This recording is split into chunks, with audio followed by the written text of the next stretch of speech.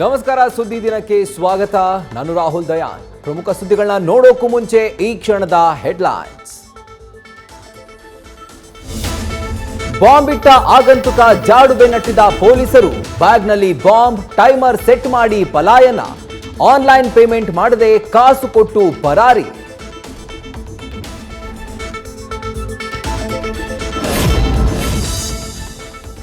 Timer ಅಥವಾ remote ಮೂಲಕ ಸ್ಫೋಟ. ಸಾಮಾನ್ಯರಂತೆ ಬಿಎಂಟಿಸಿಯಲ್ಲಿ ಓಡಾಡಿದ್ನ ಬಾಂಬರ್. ಪ್ರಕರಣ ಸಂಬಂಧ 4ರನ್ನ ವಶಕ್ಕೆ ಪಡೆದು ಸಿಸಿಬಿ ವಿಚಾರಣೆ.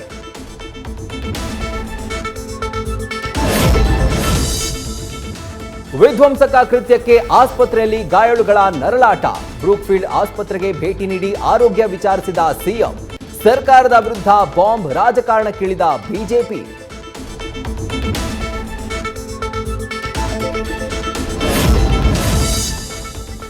BJP first list out. Karnataka pending. 3ನೇ ಬಾರಿಗೂ ಕಾಶಿಯಿಂದಲೇ ನಮೋ ಸ್ಪರ್ಧೆ. 400 ಪಾರ್. ಕಮಾಲ್ ಮಾಡುತ್ತಾ ಕಮಲ ಪಟ್ಟಿ.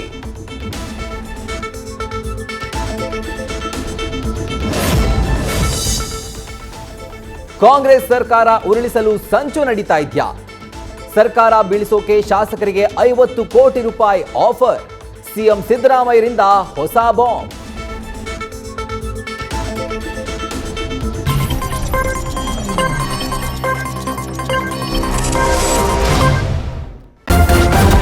ನ್ಯೂಸ್ ಫಸ್ಟ್, ನಿರ್ಭೀತಿಯಿಂದ ನಿಮ್ಮ ಪರವಾಗಿ.